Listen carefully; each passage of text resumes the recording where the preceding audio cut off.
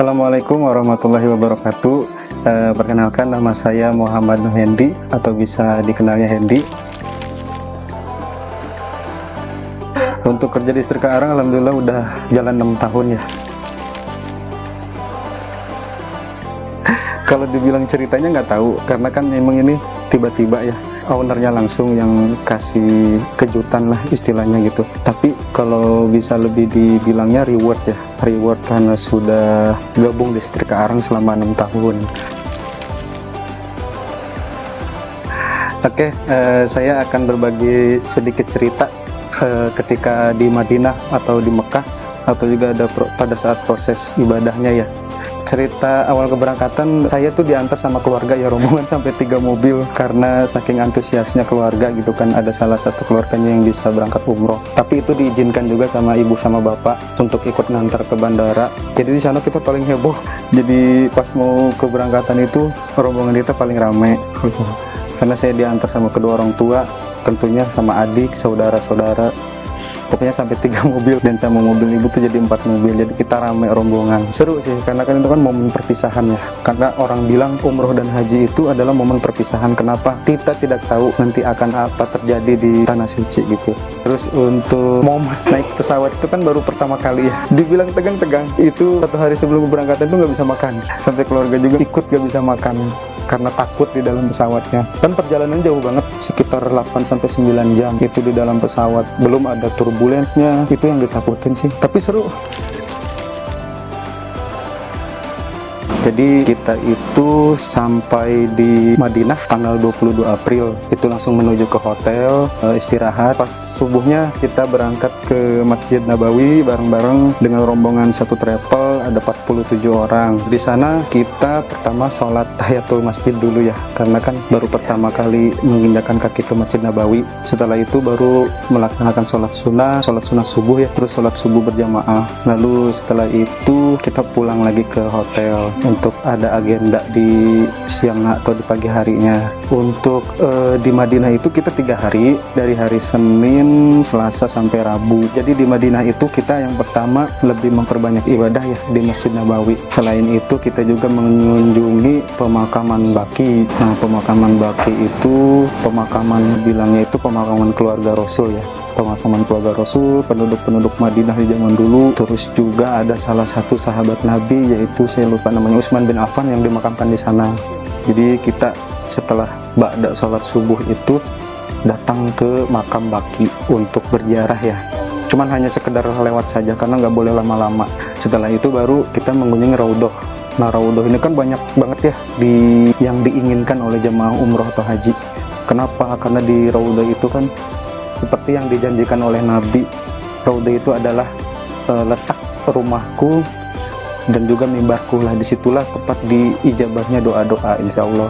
Makanya banyak banget orang dari seluruh dunia, untuk umat muslim banyak banget yang pengen datang ke Raudhah itu. Alhamdulillah kita punya kesempatan datang untuk mengunjungi sowan ya, sowan ke makam Nabi Muhammad SAW. Itu sangat excited banget karena kita berdekatan gitu, bersebelahan dengan makam Nabi. Di situ kita banyak bermunajat, memanjatkan doa, khususnya untuk Setrika Arang, BHC, keluarga, teman-teman semuanya, juga untuk diri kita pribadi. Itu kita pakai kain ihram ya, karena itu hari Rabu, kita itu mau berangkat umroh ke Makkah. Nah, salah satu syarat rukun umroh itu kita harus ngambil mikot ya. Ngambil mikot itu ngambil niat di salah satu masjid, namanya Masjid Bir Ali. Jadi nanti di sana kita ngambil mikot, lalu melaksanakan sholat tahiyatul masjid, terus sholat ihramnya 2 rakaat. Nanti kita juga ngambil niatnya itu di dalam bis, dan di situ udah mulai ada namanya larangan-larangan, seperti kita nggak boleh garuh-garuh, kayak nggak boleh membunuh binatang sekecil apapun, entah itu nyamuk atau semut. Terus nggak boleh cukur janggut, nggak boleh memakai wewangian, karena dalam ihram itu benar-benar harus suci ya. Nah, di dalam situ kita baca niat umroh. Itu perjalanannya panjang dari Madinah ke Mekah itu naik bis selama 6 jam. Selama 6 jam itu kita di dalam bis nggak melakukan apa-apa selain zikir, selain berdoa, selebihnya bisa tidur. Nah, untuk setelah sampai Mekah kita nggak langsung umroh ya, tapi kita istirahat dulu. Kita melakukan tawaf pertama itu umroh di jam 11 malam. Mohon maaf untuk tawaf kita nggak ada dokumentasi karena kan harus khusyuk ya ibadah. Cuman setelah tawaf nanti kita akan tunjukkan gimana ramainya di lingkungan Ka'bah. Nah, setelah tawaf selesai itu ada lagi rangkaian namanya sa'i ya.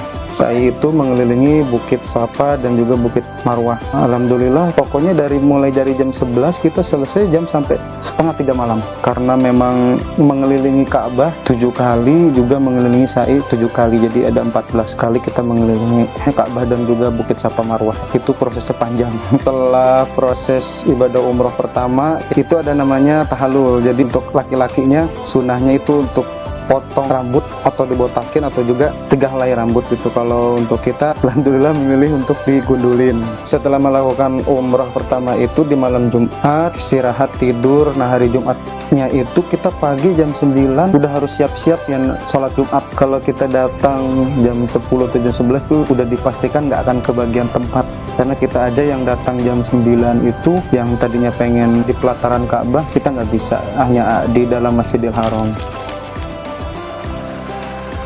Tidur pertama kita mengunjungi Masjid Quba. Jadi Masjid Quba ini sejarah singkatnya adalah masjid pertama yang dibangun oleh Rasulullah ketika beliau hijrah dari Mekah ke Madinah. Masjidnya sangat indah, luar biasa. Jadi nanti di luar itu banyak sekali ya burung-burung merpati yang bisa kita kasih makan, terus ngelihat mereka terbang gitu. Terus untuk city tour yang kedua kita mengunjungi Jabal Uhud. Apa sih Jabal Uhud itu? Jabal Uhud itu adalah artinya gunung Uhud. Kenapa dikatakan Gunung Uhud? Karena di situ adalah tempat Nabi dengan beserta 70 para syuhada gugur dalam berperang. Semuanya dikuburkan di tempat yang sama. Kalau bisa kita lihat di tengah makam itu ada seperti bata, gundukan bata atau batu. Nah, disitulah tempat paman Nabi dan sahabat Nabi yang dimakamkan. Nah, untuk lokasi selanjutnya yaitu yang kita kunjungi sama-sama itu Jabal Sur. Apa sih itu Jabal Sur? Jadi Jabal Sur ini adalah nama sebuah gunung di Arab ya, yang terletak di bagian bawah Mekah.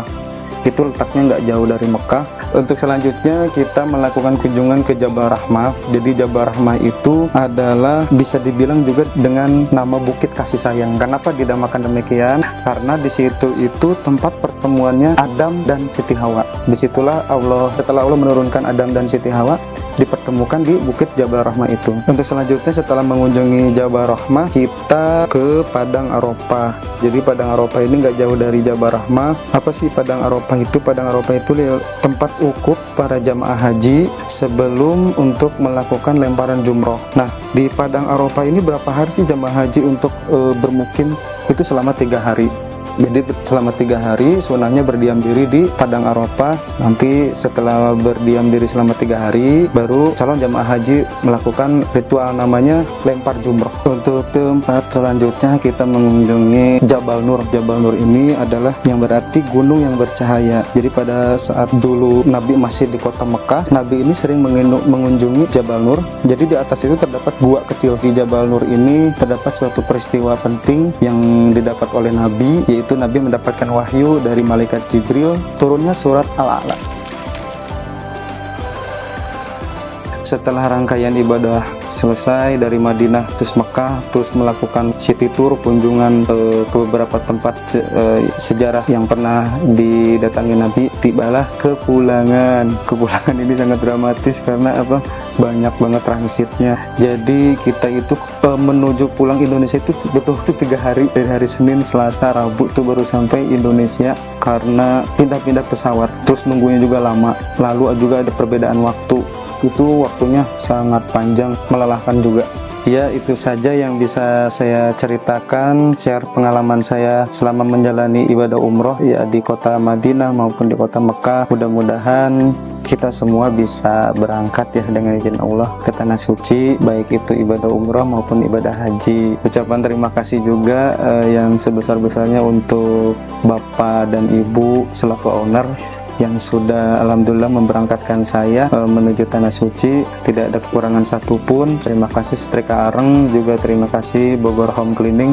Mudah-mudahan dengan setiap doa yang dipanjatkan di Tanah Suci untuk Setrika Areng dan Bogor Home Cleaning itu dikabul oleh Allah ya.